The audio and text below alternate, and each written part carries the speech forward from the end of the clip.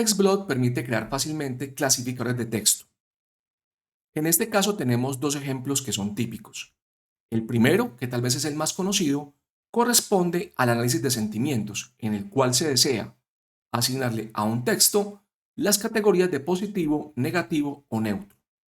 Una vez un mensaje ha sido clasificado, por ejemplo, como negativo, podría utilizarse para determinar cuáles son las causas de esa crítica negativa o ese mensaje negativo.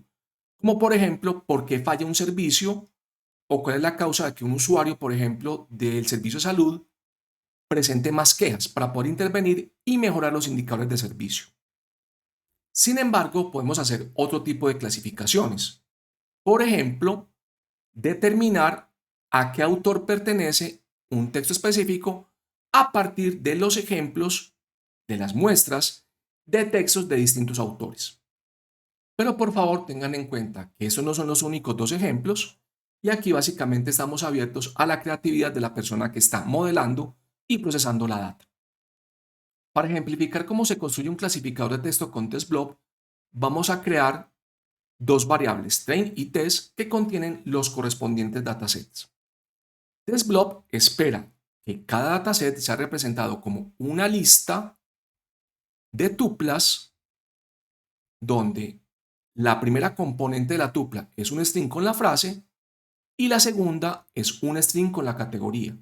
Entonces, por ejemplo, tenemos acá, en nuestro caso, categorías POS y NEC indicando positivos y negativos. Y tenemos dos datasets, uno para entrenamiento y otro para testing de la habilidad del clasificador. Básicamente lo que queremos medir entonces es la precisión como tal para saber qué tan bien asigna la categoría el clasificador a un texto nuevo. Como primer ejemplo tenemos un clasificador bayesiano ingenuo, Naive Bayes, el cual es construido para aprender a clasificar los mensajes como positivos o negativos. Para su uso tenemos que importar el Naive Bayes Classifier de la librería Classifiers de TestBlock. Seguidamente construimos el clasificador llamando al constructor del objeto.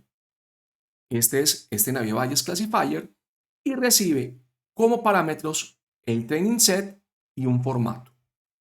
El training set puede ser una lista de tuplas como las que tenemos en la parte superior o puede ser el nombre de un archivo en disco. Cuando especificamos el training set como un archivo, como ese nombre de archivo en disco, debemos especificar el formato. Este puede ser CSV o JSON. En el caso en que no especifiquemos, el sistema, la herramienta, intentará detectar el formato del archivo. En nuestro caso, estamos pasando una lista de tuplas. Nótese que en TestBlock, a diferencia de otras librerías como Scikit-Learn, al pasar directamente el set de entrenamiento en el constructor, se realiza el entrenamiento, el fit del modelo, de tal manera que SL, nuestra variable a la cual estamos asignando el clasificador, ya contiene el objeto entrenado y puede aplicarse para realizar clasificación directamente. El método labels nos devuelve una lista con la etiqueta, las etiquetas de las clases detectadas en el dataset. El método accuracy permite establecer la precisión del modelo de clasificación cuando tenemos un dataset que se encuentra previamente tagueado o clasificado como tal. Recordemos que la precisión es la cantidad de ejemplos correctamente clasificados sobre la totalidad de ejemplos que existentes en el dataset. Accuracy recibe como parámetros el tset y el format. Tset puede ser una lista de tuplas o un puntero a un archivo como en el caso anterior.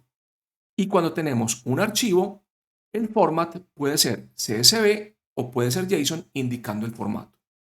Si pasamos un archivo y colocamos format igual a none, el sistema intentará detectar el formato del archivo. Para nuestro ejemplo, la precisión reportada es del 83.3%. Para realizar la clasificación de un nuevo texto, vamos a llamar la función classify. Esta recibe un string que es el texto a clasificar. Esto es, debemos llamar el clasificador por cada frase que debamos clasificar. Noten que esto no es lo que pasa cuando tenemos librerías como NLTK o como Scikit-Learn, que aplica directamente el clasificador a todas las frases o todos los textos del dataset de prueba. En este caso, para nuestra frase, la clasificación es positiva. Este amazing aquí nos indica precisamente que la clasificación está correctamente hecha. Recordemos que en la parte de procesamiento de texto, las características que serían las variables en modelos generales son las palabras. El método StatFeatures permite realizar la extracción de características. Este recibe un texto e indica si las palabras que aparecen acá están o no están en el texto. Entonces, por ejemplo, en el texto original aparece este this, aparece este sea, aparece este he, aparece este this de acá, y nos indica que en esta frase this no aparece, sea no aparece, he no aparece. Por ejemplo, an sí aparece, este an que tenemos acá. TestBlob también implementa otros tipos de clasificadores, como por ejemplo los árboles de decisión. En este caso, importamos de classifiers el objeto Decision Tree Classifier y lo creamos un clasificador tal como hicimos con el anterior. Este va a recibir el training set y el formato cuando es un archivo. Acá creamos el objeto y llamamos directamente la precisión, que en este caso es 0.5, que es mucho más baja que la que teníamos anteriormente.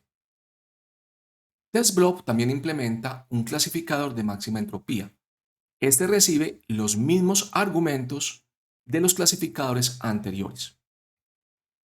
Para este caso en particular, TestBlob reporta en el entrenamiento los resultados iteración por iteración como tal, hasta que se llega al límite de iteraciones.